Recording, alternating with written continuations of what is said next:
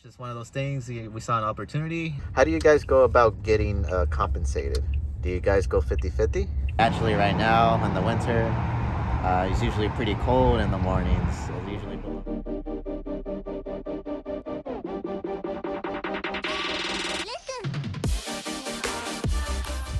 All right, Nathan, so a lot of people have been asking us a few questions in the comments below. So let's take today to answer those questions. And also, guys, just to remind y'all, if you haven't already, make sure to subscribe so you can keep up with our channel and follow us on this journey. All right, Nathan, so the first question, a lot of people have been asking us, especially recently since we started doing the lot wash, commercial work, and people really want to know how we got these accounts. All right, guys, so how we got the commercial work. So this dealership posted on social media in our local city group that they were looking for a detailer to detail their cars, and we reached out, set up a meeting, talked over a few things, and we came to an agreement. And ever since then, we've been detailing for them for about over a year now. But it's just one of those things. We saw an opportunity and we took it. So how we got the front lot wash contract was we actually had gone to that dealership before. We told them what we did, what we had to offer. But at the time, they actually had a different vendor doing the front lot wash. But we still stayed in contact with them, just reminding them that we're still available for anything that they needed. And eventually, the vendor actually stopped doing the lot washes there. They just didn't have time to do it anymore. So that's when we stepped in. They called us up, and because they remember we offered to do the lot wash for them. They called us, and then we were able to do it.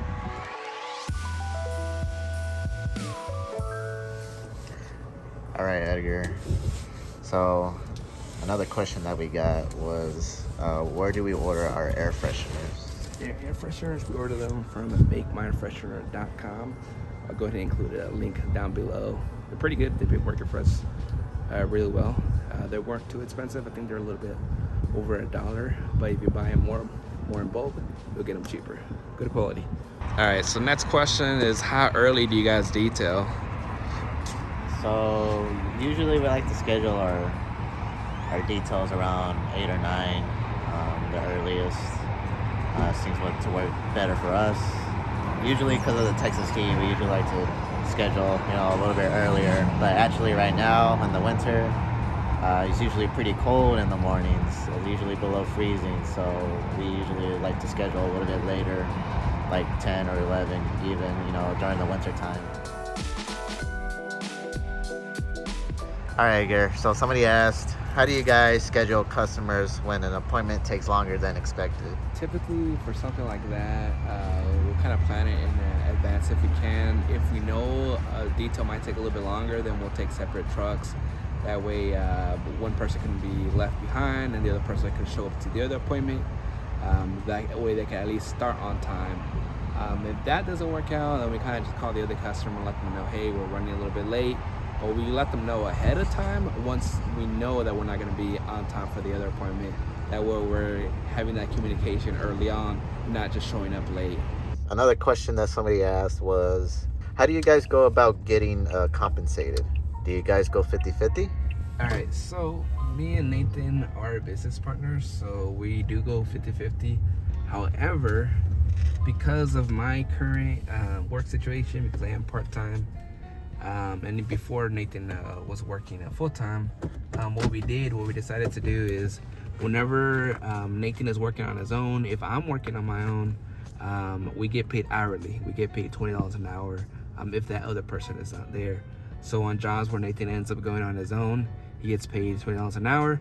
And on top of that, obviously at the end of the month when we do the owner's draw, he gets paid that 50% of the profit as well. So that's what we thought would be fair. Because sometimes he's working on stuff and then sometimes I'm working on stuff, so that's what we're doing right now.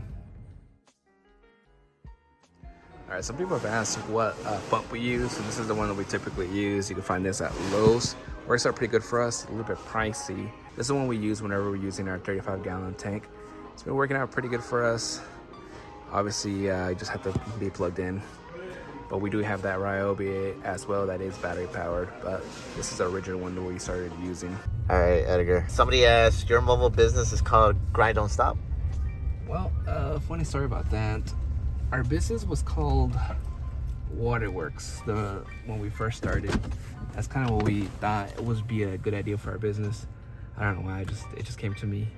One time I was like, hey Nathan, let's call it Waterworks. He's like, sure. However, what was happening is that during the winter, a lot of people actually thought we were part of the city, and they would call us and they would ask us like why their water wasn't running, or when they were gonna get their water fixed, etc., etc. And I had multiple phone calls, like early in the morning. They would just call me, and people would just wouldn't understand that we weren't part of the city. And after a few of those, I told them, you know what, we got to change our name. It's just been too many times that people call us. So at the time, we had made our YouTube channel, Grind Don't Stop. So we kind of abbreviated that, and we called it GDS Detailing. So that's what it stands for, right? Grind Don't Stop. But yeah, it's just initials, GDS Detailing. I really like how it sounds.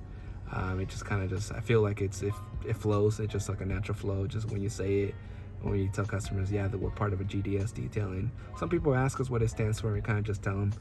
But it's just, yeah, that's what it stands for, Grind Don't Stop, GDS Detailing. All right, Nathan, last question we got for you. So where do you see the detailing business in 5 years? Well, in 5 years, I hope we could, eventually establish a shop where, we can detail from there. At the same time, also have a mobile crew detailing, like what we do right now, but with a separate crew. And also, I like to be doing ceramic coatings and paint corrections and all that stuff there at the shop. Alright guys, so this was day 14 of uploading every single day for the month of December. Go ahead and subscribe if you haven't subscribed already. So that was all the questions a lot of you guys have been asking us. So we try to answer them as best as we could. If there's anything else that you guys have questions about, definitely let us know in the comments below. We'll probably try to have another segment like this in the future. That way, because there's a lot of repeat questions a lot of people have. So a lot of times it's easier just to make a video on it instead of just typing it out in the comments below. But any questions, let us know. We'll happily respond to them. Thank you guys so much for watching. Go ahead and subscribe so you can follow us along on our journey. Be safe.